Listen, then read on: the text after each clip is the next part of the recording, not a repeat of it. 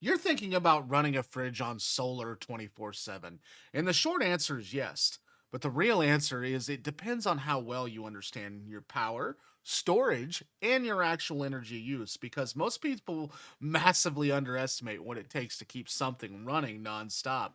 A refrigerator isn't just on, it cycles, meaning it turns on and off throughout the day. And that cycling behavior is exactly what makes solar setups either successful or failures.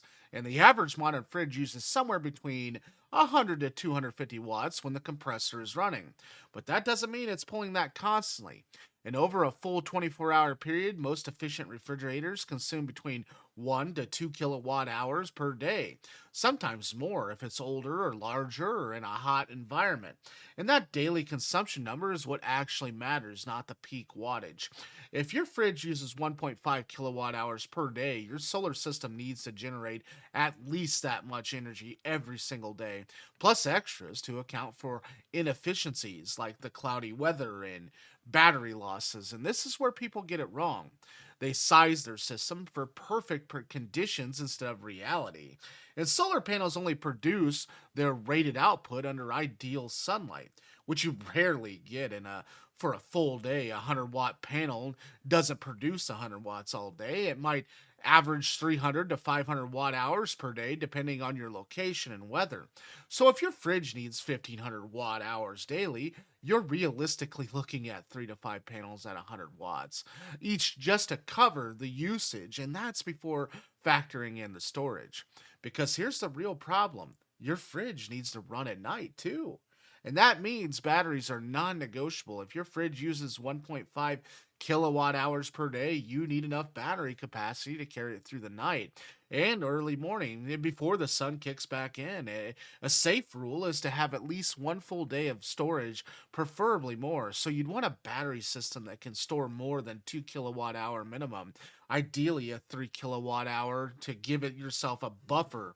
And lithium batteries are the way to go here because they're efficient and can be discharged deeper than lead acid, which means you actually get to use most of the stored energy.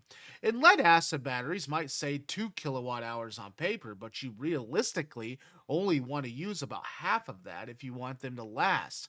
And let's talk about startup surge because this is another place where people mess up. When your fridge compressor kicks on, it can briefly draw 2 to 3 times its normal running wattage. So if your fridge runs at 150 watts, it might spike to 4 to 600 watts for a second or two. In your inverter, the device that converts the battery power into usable AC electricity, needs to handle that surge or your system will shut down. And this means you don't just size your inverter for average use, you size it for peak demand. A solid 1000 watt inverter is usually enough for a fridge, but going higher gives you room for other appliances. And efficiency loss also stacks up fast between the panels. Charge controller, your battery storage, and your inverter, you're losing anywhere from 10% to 25% of your energy. So that 1.5 kilowatt hour daily fridge usage might actually be closer to 1.8 or even 2 kilowatt hours of solar production to be safe. And then there's the seasonal variation in the summer. You'll likely overproduce. But in the winter, your output can drop dramatically, especially in cloudy regions. If you want true 24/7 reliability year round, you either oversize your system significantly or accept that you'll need a backup like a generator. Another factor most people ignore is the temperature, too. Fridges work harder in hot environments, meaning they run longer and use more energy. But put the same fridge in a shaded, cool space and it'll use noticeably less power. Even how often you open the door does matter. Every time you open it, warm air enters, forcing the compressor to work harder to bring the temperature back down. And over a full day, small habits like that, they add up. So when someone asks, can you run a fridge on solar 24/7? What they're really asking is, can I build a system that produces enough energy daily and stores enough for nighttime and handles the surges and stays reliable for the bad conditions? And the answer is yes, but only if you design it correctly. bare bones setup might technically work on paper, but fall in real life the moment you get a cloudy day or unexpected usage spike. A properly designed system includes panel size for your worst case scenario, not your best days, and a battery bank that can comfortably handle overnight loads without a buffer, and an inverter that can manage the startup surges without the stress. And let's break down a realistic example so you can actually picture it. Say your fridge uses 1.5 kilowatt hours per day. You plan to for 2 kilowatt hours to be safe, and your location average is about 4 peak sun hours per day. That means your panels need to generate at least 2,000 watt hours in 4 hours, so roughly 500 watts of panel capacity. That could be, 5 100-watt panels or 2 to 3 larger panels, depending on what you're using. Then you add a 2 to 3 kilowatt hour lithium battery and a 1,000-watt inverter, and that setup can reliably run a fridge 24/7 under normal conditions.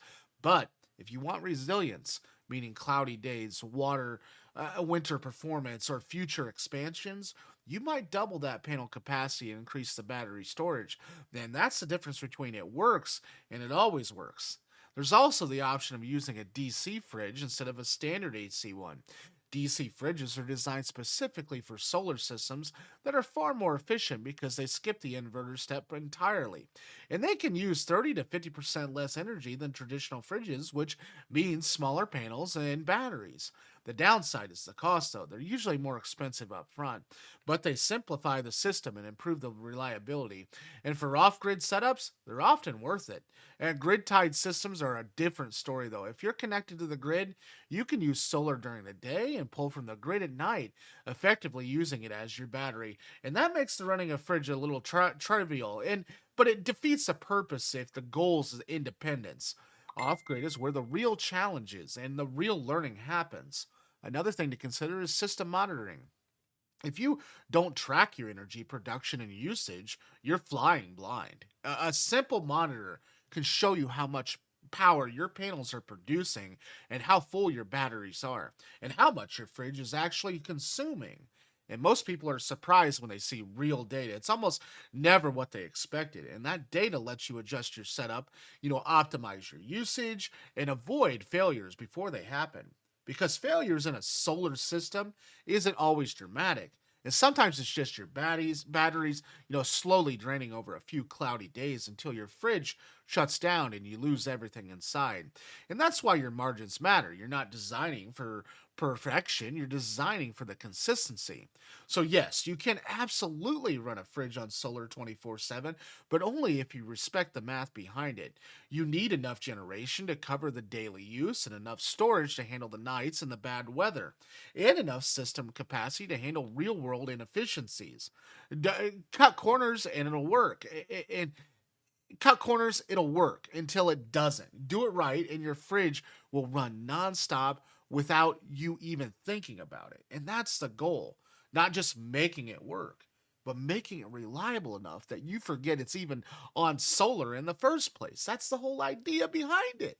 Thanks for watching today. If you found value in today's video, please subscribe. I'm looking to build this channel, and without the subscription base, I can't build anything. So please subscribe. I would highly appreciate it. Also, comment down below anything positive. I'm all about responding to. If it's negative, hey, keep it to yourself. Thanks for watching. Also, check out this video on the right. It can also help you on your tiny house off-grid journey too. Take care, and we'll see you guys tomorrow. Bye-bye.